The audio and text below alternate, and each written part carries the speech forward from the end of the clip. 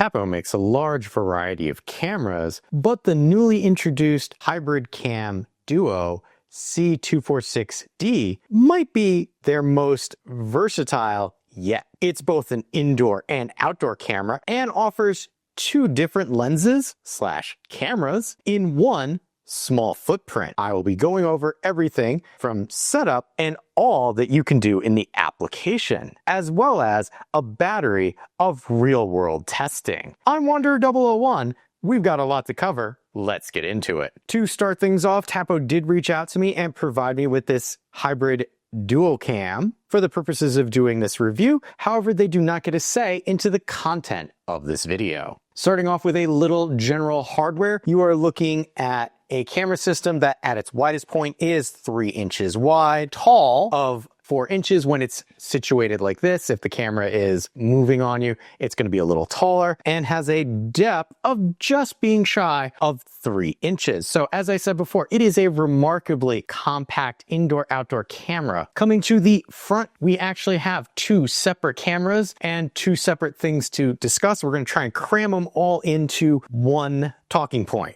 So first, LED status light on the front there, microphone on the bottom here. 1 LED light, 2 LED lights, 1 850 nanometer IR light, 2 850 nanometer IR lights. That's the things that they share between them. Now we come up to our lenses. Both lenses are 2K 3 megapixel, with one being your wide angle and the other being our telephoto. And the image sensor on both is a 1/2.8 CMOS starlight sensor, which is going to allow you to see in low light in color. Looking at our wide angle camera, you are looking at an image resolution of 2304 by 1296 and has a field of view of 107 degrees horizontal with 57 vertical, and supports 10 times digital zoom. Those videos that you get from this are going to be 15 FPS. As we come up to our PTZ camera, you're looking at an image resolution of 2304 by 1296 with a field of view of 57 degrees horizontal and 30 degrees vertical. You are also going to have 10 times digital zoom on this, but because this one is our PTZ, it's going to move around on us. You also have a motion range of 360 degrees horizontal with 135 vertical, while still supporting that 15 frames a second that we had on our wide field of view camera. As we turn our camera to the side, we can see right here, there's a nice weather stripping that holds our micro SD card. This camera supports up to a 512 gigabyte micro SD card, but can also be used with Tapo's home bases, either the H500 or the H200. If we come around to the back, here we can see a small speaker and a recessed USB-C power port. This is how we're going to keep this device going. This is not a battery camera. This requires a power cord to be plugged in at all times in order for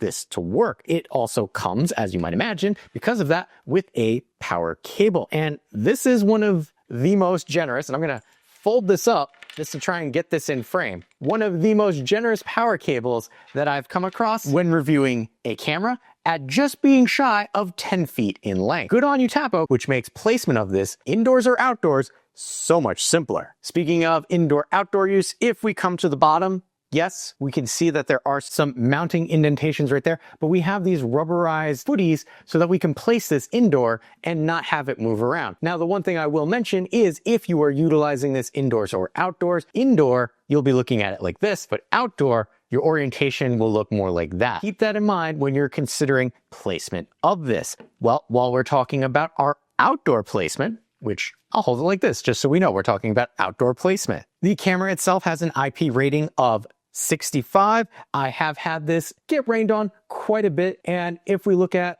our lenses right there, might be a little tricky to see if I can get the light to work. There is a little lip around both. This one's actually recessed in a little bit to help keep the weather off of it. And while we're talking about our wide angle stationary camera, there is a little bit of movement that you have with it to help place and line up your shot. If you're going to be using this outside, operating temperature is between -4 degrees Fahrenheit up to 122 degrees Fahrenheit. For connectivity for this camera, you are looking at 2.4 gigahertz Wi-Fi spectrum, which will give you longer range. And honestly, for the resolution that you have, you don't really need to rely on that 5 gigahertz Wi-Fi. Supported voice assistants are Amazon's Alexa, Google Assistant, or Samsung SmartThings. Now that we've seen all that the hardware has to offer, what's next? Well, there's more that comes with this. Let's see what else we get with this camera. We have our mounting arm, adjustable, mounting hardware, screws and anchors, USB-C to USB-A cable, wall plug, quick start guide, extra information, mounting template stickers, and then the camera itself. Now that we know everything that comes with it, what's next? Well, this is a smart device. There's going to be a setup process for it. Let me show you what that was like. First things first, you're going to plug it in to your red light. Give that a second to initialize itself. Heard a click, click. There we go. Now it's flashing. So we're going to come over to the Tapo app, press the plus sign in the upper right-hand corner while that finishes initializing. We are going to add a device. What are we adding? Indoor camera, outdoor camera. This is an outdoor camera. And then it looks like we've got two choices. And yes, we already are flashing. So we're going to hit next. So this one wants us to connect to the Wi-Fi that this is putting out in order to synchronize, which we did. So we are connected there, and Tapo, you're hit or miss with displaying network credentials on both pages. Put your information in there if this is the first time that you're using Tapo. If not, your stuff will already be saved. Feel free to name your device. After you name your device, where is it going to be located? And then you could choose an image to represent your camera. And they have one that matches, so I'm going to use that. And this is walking you through making sure that your camera has a good Wi-Fi signal. So it's saying don't set this up until after you're in your spot, but we're kind of doing this on my table. So you can test your signal like this, and I'll show you great. So we're going to hit next. So you can either mount this via tabletop, looks like this, kind of what it has currently. You can wall mount it, you can ceiling mount it, you can pole mount it, and we're just gonna check the preview. And done. Don't need Tapo Care. Got it. Do you have to put a micro SD card in it? Firmware. And smart dual tracking. Do you want to do this on by default? I'm going to say yes. Tap to focus. I'll leave that on. And there we go. That was setup of the Tapo Hybrid Cam Duo. This dual camera is capable of synchronized smart tracking, which will allow it to seamlessly follow the movement of a person, pet, or vehicle, and also has AI detection for person, pet, and vehicles. All that is done in the application. But I want to point out that things like person, pet, and vehicle detection and notification are completely free with this Tapo camera. Not all manufacturers do that, so I wanted to be sure to point that out to you before we jumped into the app and saw all the things that this camera was capable of. Let me show you. It'll show you the name, its location, as well as a quick toggle for entering and exiting privacy mode. If you turn off privacy mode, the icon will look like this. I just didn't want to turn it off, so we're going to click that to open up. You can see because this is a powered camera, it jumps right into things. Up at the top here, we have the name of the camera, as well as the connectivity. Moving down, we have our pan tilt camera, and then down here we have our stationary camera. If I select this, you'll notice that we have a box that allows us to select multiple views. So in this case, I have a singular Tapo camera listed, but if I come in here,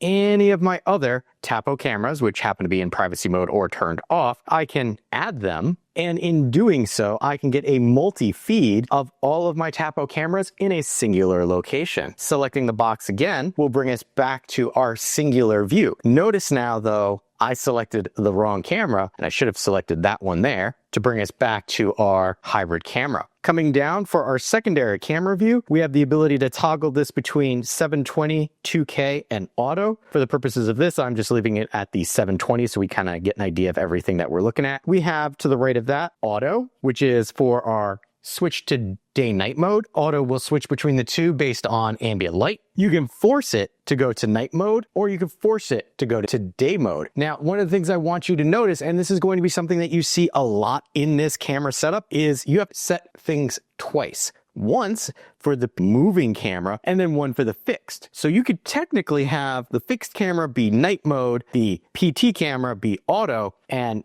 mix and match between the two. But just know there's extra steps that you're going to have to take when setting up some of the functions of this unique camera setup. Moving down, we have our camera. If I do this, what this does is it takes a still frame of whatever happens to be visible in the cameras because these are two different cameras. Same with the video icon. If I select this, it will record whatever happens to be happening in frame and save that to the downloads area, which you can see that animation sending it down. I'll show you that a little later. To the right of our video, we have our microphone. I generally test these at max volume just to see how they would do. And to the right of our volume, we have our call. This is going to be for full duplex audio to the camera. So if I tap to call, what happens now without having to hold down the button, whoever's on the other side can actually hear me talking. I'm going to turn that off and bring up that option one more time just to show you. To the left of the call, we have our mic on and off. That's camera side, as well as speaker on and off, camera side. At the top here, we have next to our voice call, our pan tilt. So notice even if we're in a call, we do have access to our pan tilt controls. And to the right of that, we have our options. Now, depending on which one of these you're in, is going to be what options you see. Right now, this is for our pan tilt speed. Right now, it goes 10 degrees kind of per click. You can lower that to 5 or increase that to 15. If we come back over to our voice call, those change to camera speaker volume and camera microphone volume. We're going to leave that and move on to the rest of our controls. Starting at the top left, we have our push to talk, which will be push and hold. And if I do this correctly, you can see it kind of pulses around my finger and that goes blue. And then our pan tilt controls, just like we had on the other page. And these settings will be exactly the same as our full duplex mode. To the right of that, we have our pan tilt controls. Notice right here, if I select, it will move that top one because that is our pan tilt control. Now, you do have the ability to set up several specific waypoints, meaning if I select this, the camera will snap back to where I want it to be. And selecting the settings here will allow me to adjust the pan tilt degree, just like before. If I wanted to set one of these as a new position, I simply move the top one to where I want it, hit the plus sign, give it a name, and then hit save. And then I can quick travel between the two. Position 1, position 2, just like that. If we come over to patrol mode, you will see you have vertical patrol. So selecting this will pan tilt the camera up and down, but it only does it for a short period. We have pano, which will create a panorama picture. So if I do 180, what this will do is I will create a pano path and it will create an image as it kind of centers itself and kind of watch what it does. It's creating a panoramic. It's kind of going, okay, where do I need to go? And then it's like, okay, now that the camera is positioned where I want it, the camera will start creating this and you could see 1428. And once it's done, what this will allow is it will have a image down here that you can select where on the image you want to see and you can go right to it. And right here, if I select this wishing well, it will bring it all the way over there really quickly. And then there we go. That is what a pano does. You can redo the image or reset it right from here. Now, after showing you the pano, the other thing I wanted to demonstrate was touch to zoom or touch to move. So here we have the house up here, and then we see where this is pointed. If I select and hold right there, it will quickly move my pan tilt camera to that location. So if you don't want to set up a pano, you don't have to. And what we're going to do is I'm going to move over here and show you the pan tilt has a zoomed in camera view already. So that's the maximum for that. And then if I pinch to zoom on the lower, there you go, kind of get an idea of the differences between the two. So your pan tilt's gonna be zoomed in, your stationary, not so much. Double tap brings it back to where it was. Now that we've talked about our pan tilt controls, we have alarm. This is to toggle on and off the alarm triggering. This does not automatically set off the alarm. You need something or somebody to walk through frame for this to actually go off. It sounds like this. To the right of our alarm is privacy mode. This will turn both the cameras into privacy mode, meaning the camera will not record anything. You cannot see anything. It is completely blank. Moving down, we have our single view. Selecting this means, well, we can have only one of the cameras visible. And by default, it is going to be your fixed camera. Selecting dual will bring up both the cameras again. Then we have, to the right of that, our light. You're not really going to see it right now, but I'll insert something so you can see what it actually looks like. There is a 5-minute cooldown timer on the light. Even though this is a plug-in camera, they don't necessarily want you to have the lights on all the time. So they do prevent you from having just the lights on, and there would be a countdown timer. To the right of the light is tag on and off. What this will do is if a pet or person or vehicle starts walking through frame, it will tag it. I had to turn off my vehicle tag because this one over here was constantly just showing, and I don't necessarily want that because there's a couple cars over there too. So I turned that one off. To the right of tag, we have Tapo Care. Selecting this will bring up the optional paid features for Tapo Care. Here you can see pricing, but what you get with Tapo Care is 30-day unlimited cloud storage, rich notifications, meaning you don't just get a text, you get a clip as well, video summary, weekly report, smart sort, which could be interesting, baby growth, not so much because this is an outdoor camera mainly, but you could use this indoors as well. And those are all the things that you can get with Tapo Care. One of the things that I like about Tapo is they don't force you to pay to make their cameras actually functional. This camera is 100% functional in just about every aspect without having to pay for features, which I greatly appreciate. Coming down, we have our downloads and playback. And one thing I want you to notice is when I do that, the camera view shrinks itself. Now, if I'm in single view, you notice it doesn't do that. It only does it for the dual view. And there's some bits about this that I don't particularly care for. Tapo, I wish instead of folding the video, if I'm coming down for the playback, fold these options so that this up here stays larger. And why? Because when I go into my playback, it does the same thing here. And there you could see me actually testing it. But if I go down to get this, it shrinks the video down. But we're going to use this as an example. Right now, I'm just going to quickly come down here. This is the double clip. It shows as a double clip up here. If I select the dots to the right of the clip, I have the ability to download, correct the event, or cancel. Correcting the event will allow you to say, hey, which one? PT, okay, what happened? So you could say, not an event, it's the correct event, and select what you want it to be. This will help the AI figure out what you're trying to do. Again, coming back to the three dots, I'm going to select download. This will download this clip to the memory card. And I'm just going to swipe that back down this way. You can see right here, we have our cloud and then the SD card within the camera. And then here we have a timeline. Now, this camera is capable of 24/7 recording, but because of the way that this is handled, these are not just separate views. The application, as well as your SD card, count them as individual cameras. So here on this timeline, you can pinch to zoom in. You can see more of my testing, and it will show you, hey, I picked up video on either the PT or the stationary. Now, I'm going to pinch to zoom this out because I turned off what this is capable of, which is the 24/7 recording here. And you could see that's what the indication for 24/7 recording is. But because it's counting as two cameras, the normal sized SD card that I use in this gets eaten up very quickly. What do I mean by that? Well, right here, we've got a date. If I select the date, it will allow you to see where I've been recording. The little blue dot there means that there's something that you can see. But here you can see this day, there's nothing. But I was recording on that day. But the size of my SD card was no match for the dual recording. So make sure. You probably want to do better than a 32 gigabyte card. You're probably going to want to use 64 at minimum if you want to get more than 2 days of 24/7 recording out of this. Now, I'm going to pause this really quickly up here to show you that we can play pause, mute the audio, take a still frame, take a video capture from the recorded event. We can do a clipped event, which if I select this, will allow you to change the size of the clip that's being downloaded and save you on space. So then you would just drag what you wanted and then clip. I'm gonna hit the X. You can also make this bigger or smaller. And then in the upper right-hand corner here is speed. So you can slow this down to as slow as 1/16 and speed this up to as fast as 16 times. Now you notice that little camera shift there, it's a little annoying. Tapo, that UI needs to be a little better because I can't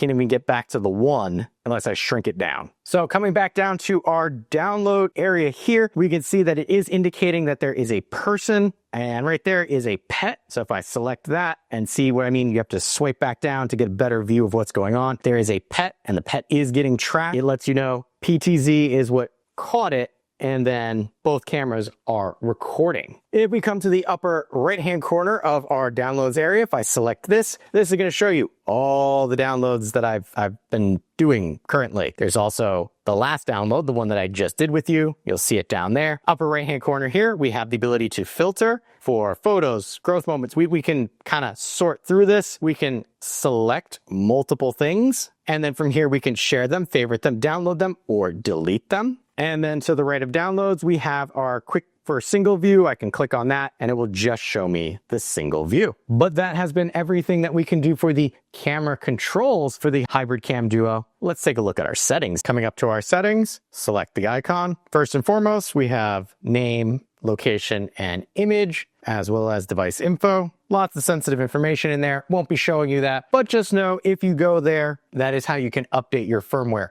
manually. Over on the left here, we have detection. If I select this, you have auto tracking. If I select this, we have never track, track all activities, or track specific, where you can tell it just follow persons or pets. Like I said, I kind of have it pointed towards a road, so I kind of turned off a lot of the vehicle related stuff, but you can have it follow things automatically, which is great. Then we have our detection zones. So right now it's set for everything. If I go into set the zones, I can set for each, and then we're going to select edit. So up at the top, we have motion, person, pet, vehicle. So if I select pet, notice the view changes. So I can go, well, right there, that's what I care about for pets. Now, just like I mentioned before, you got to do that for both. Both cameras will need you to manually change that. Now, if I come back to our PTZ one, I can just keep adding zones. You can have a lot of different zones. I can delete, I can clear all, or I can do landscape, which will kind of make things a little easier to see if you're trying to do this. I can come over to person. Well, people, I really care about only here. Do that for both, and there. So now I have two activity zones for person and individual ones for pet. And then you would come up and save. And then down here, I could select edit, and then I could change where everything gets detected from. Coming back, if we come down here, we have our detection types. Motion, person, pet, vehicle. I have motion turned off and vehicle. But if I select one of these, and notice you can do it per camera, you could set the sensitivity. So maybe I want better sensitivity for a person, and the same thing with a pet. We'll up that to 8 as well, and I'll do that for both the cameras. Next, we have our line cross. Well, right now it is off, but if I turn line cross on, and you can see it shows both cameras, or I can select to only show one. What this will allow you to do is have a line, and maybe I'll do this for one camera just to make it easier to see. You have a line. So here, again, I would have to select either or, but I have a line that is adjustable. So let's say over here by this car, I care about motion that happens. Right now, the little arrows are set to go both ways, and if we move that over to the shadow, it'll be a little easier to see. But down here, switch direction. So now, only if somebody crosses the line going towards the car will I get notified. Now it's if somebody crosses the line coming from the car, I would get notified, and then back to either way. This is one of the more unique features that Tapo has in their camera detection, and I really appreciate that it's there. And underneath our boundary settings, we could set a schedule. So I would hit the edit button, and then you could schedule. So either yes or no, and then that would turn it on. I'm gonna turn off our line detection. We have our camera tampering. So turn that on or off. Sensitivity, it will let you know if the camera has been tampered with. And then down, we have baby crying, glass breaking, dog barking, cat meowing. These are more useful if you're using this inside. And that was all under our detection. And notice the icons have added our two audible detection types. Here we have our alarm. You can turn this on or off. So you have the ability to do sound and light. So this is the alarm type. You could just do lights. You could just do sound. You have sound type default, and then this is the volume. And then you have your types of sounds: siren, emergency, or red alert. Now, selecting these will only play it on the outside. If you want to select it, you have to actually tap it to move the check mark. You also have a custom one where you can add a custom sound, and you can give it a title and then tap to record. This is a custom alarm sound for the Hybrid Duo Cam. Get off my lawn. I see you. No, there's two cameras. I'll always see you. You can play it back, which plays it outside, but also on here a little bit. You can record again, but if it works for you, you hit save, and that will save the custom sound, and then you can test play it right from there. Now that we've talked about our sound type, we have alarm duration. You have default, which is 5 seconds, or you can do 10 seconds, 30 seconds, or a custom, which is as low as 5 and as high as 30, but you could do any number in between. Alarm event type. What do you want to trigger this? You got a lot of things that you could turn on and off to trigger it. And then you've got your schedule all day during the day, which is 8 a.m. to 8 p.m. during the night, 8 p.m. to 8 a.m., or a custom schedule, which will allow you to pick days of the week, as well as from when to when you want this to be on. Next, we have pan and tilt. I have patrol mode off, but I can turn that on and select patrol mode. It's letting us know that we need at least 2 markers to do this. So we're going to add markers quickly, and we're going to say add marker. Layover time, meaning how long will it stay in this position. You have as low as 2 minutes and as high as 6 minutes. So I'll leave it at the 2-minute mark and select save. And then we're going to add another marker. We're going to do this other one that we did, add. It's going to stay there for 2 minutes and save. And then if we wanted to add one manually, I will just move this around and say add marker and leave the time, hit save. Now we've got 3 markers. I can reorder them by pressing and holding and shifting. So now this will be 1, 2, and 3. Hit done. If I need to edit these, I could come in here, change the layover, and then I could turn patrol mode on. We also have the ability to select when patrol mode happens. So always during the day, during the night, and then a custom schedule. This is a true patrol mode where you can have several locations that the camera will move between. However, you are limited to that 2-minute minimum and a 60-minute maximum of it staying in each location. Keep that in mind. Might not be exactly what you're looking for, but that's what patrol mode is. We have our pan, tilt, and angle. These are our degrees at which things will change. We've seen that in other locations. We have our pan, tilt correction. What this will do is this will move the camera to its most center point,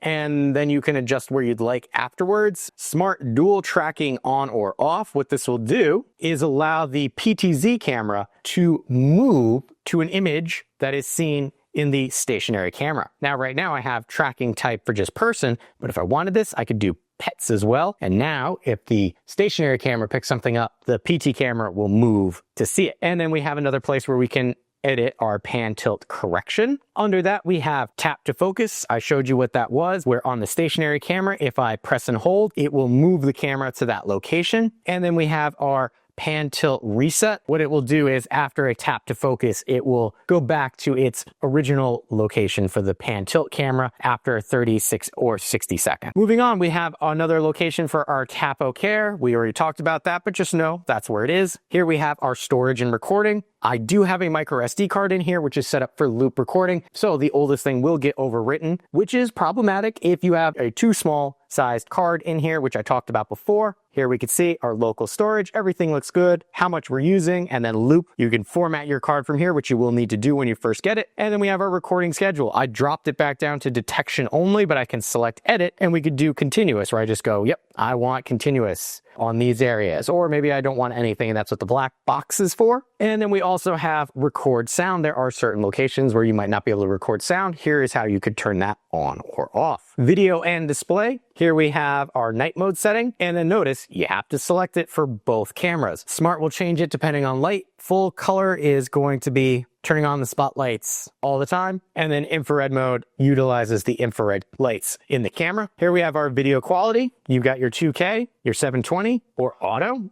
Just switch between the two. We have invert image, which might not seem as important, except if you are using this outside and doing the mount. Because right now, I have the image inverted. If I turn off image inversion and I come back out here, this is how it would look. It's a little confusing. So make sure if you're going to be using the mount that you turn that on. Privacy zone. If you turn this on, you can create a privacy zone. Again, notice you got to pick which one you want. On the fixed lens, I would say this is a better option because, well, maybe I don't want to see that house. And then if I come over to my PTZ, let's pretend I don't want to see this car.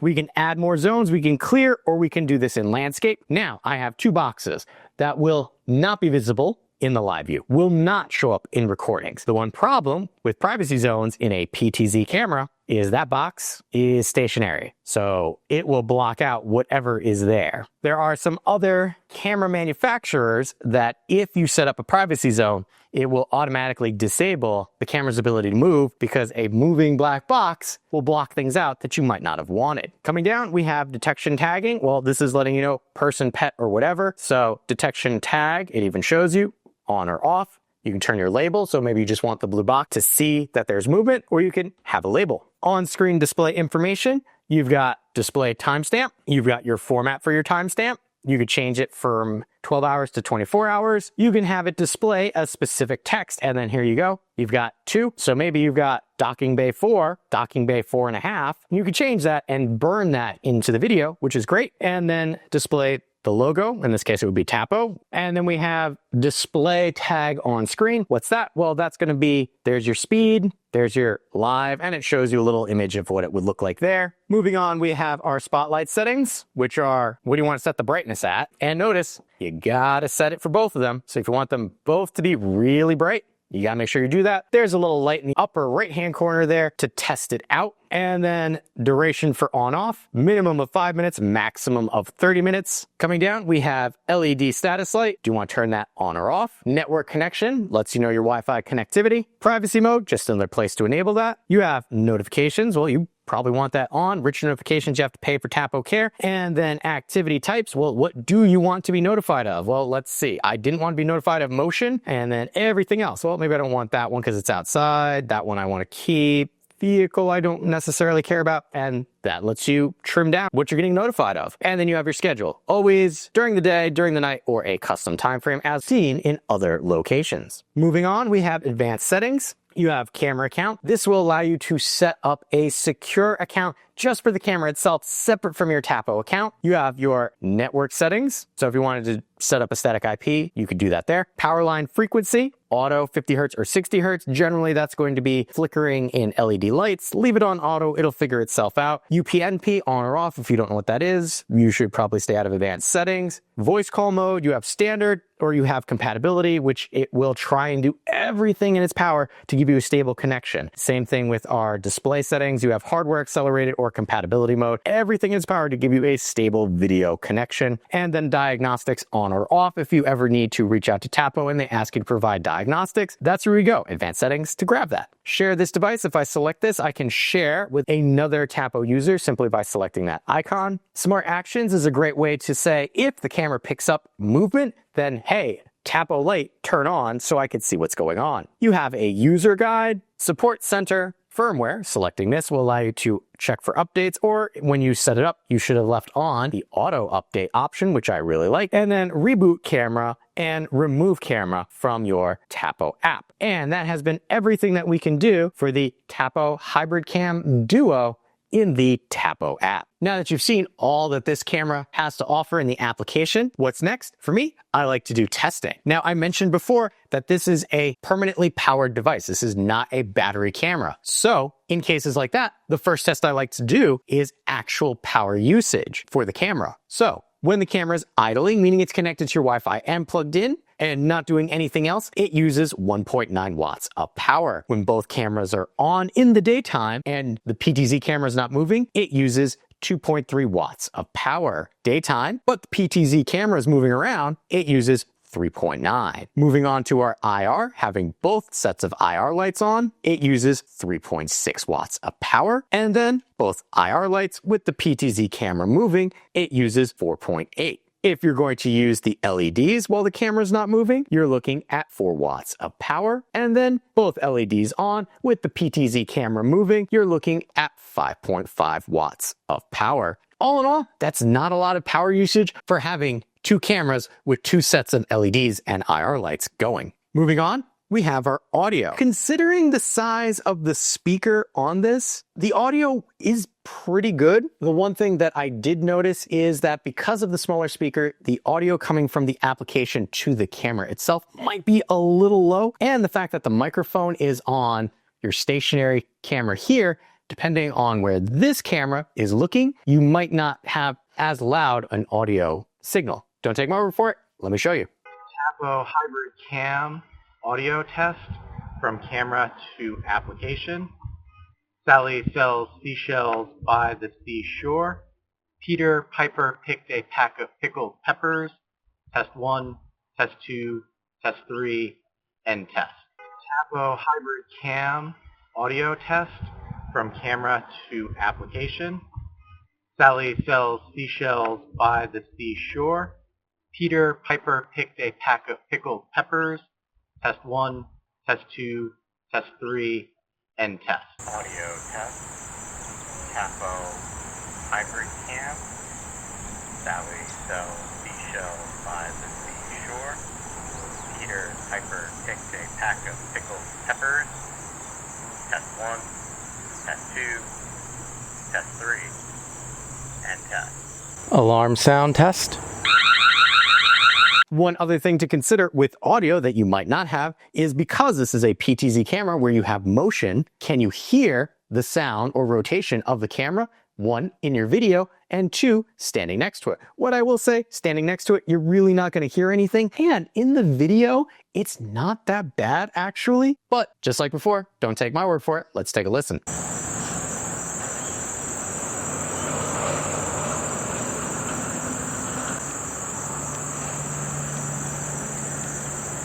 Can't hear a thing.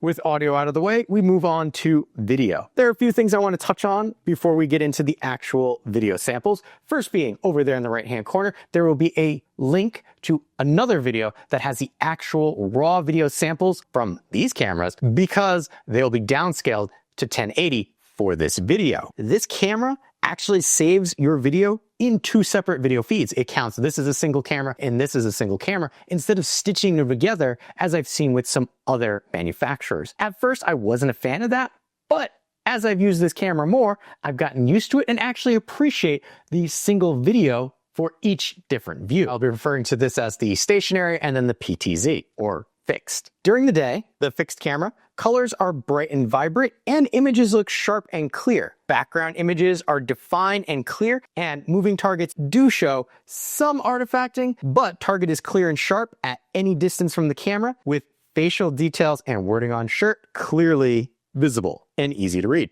Daytime with the PTZ, and we're going to count this as with the PTZ camera moving. Everything is the same as the stationary camera. However, while tracking, the target image becomes pixelated, not to the point of not knowing what's going on, but image is noticeably degraded until the camera comes to a full stop after motion. This is more noticeable on faster moving targets. However, video is still usable, but quality does take a hit when the camera is moving. Moving on to low light with our fixed camera. Colors are muted, but still have defined color. Overall image detail and quality are good. No loss in image sharpness, but moving targets do show artifacting, but it is about the same as it was during the day, which is good to see. For our PTZ camera, colors and still images look the same as the stationary camera, just like in the daytime. While tracking a target, images become pixelated and image quality is degraded. However, overall video is still clear enough to make out what is going on and who is in the video. The faster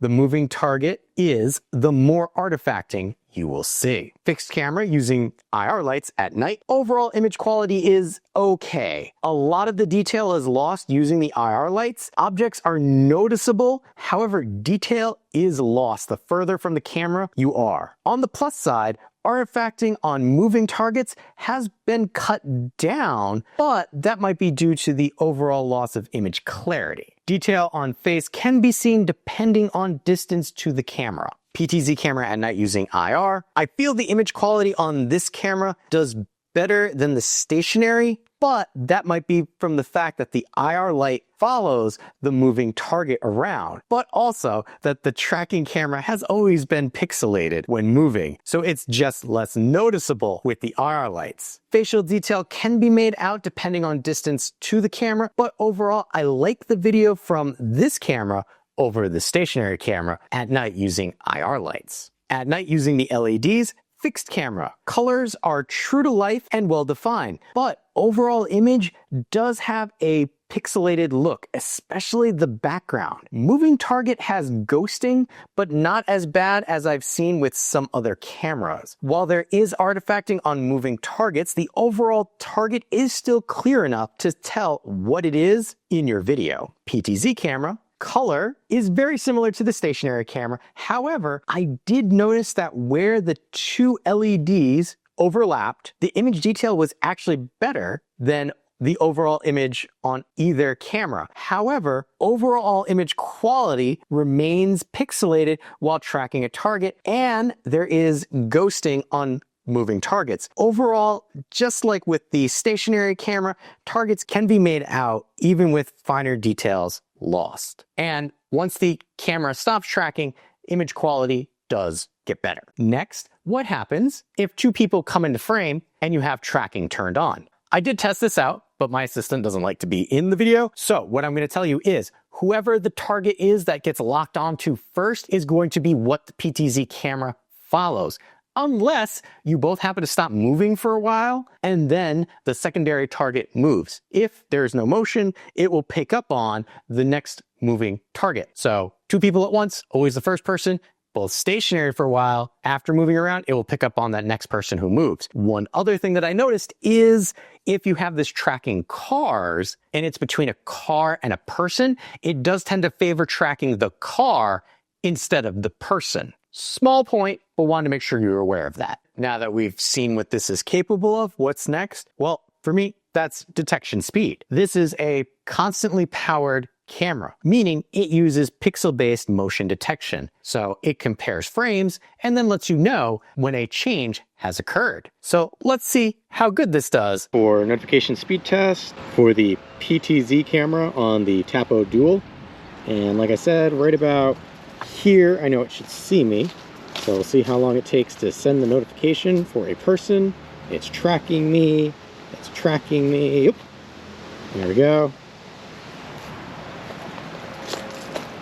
It will say 8 seconds because it takes me a little bit to click that. Still not as quick as I would like for a plug-in, but because of the size, Wi-Fi might be a little small. Stationary camera for the Tapo Dual. Better situated here. Camera's moved over.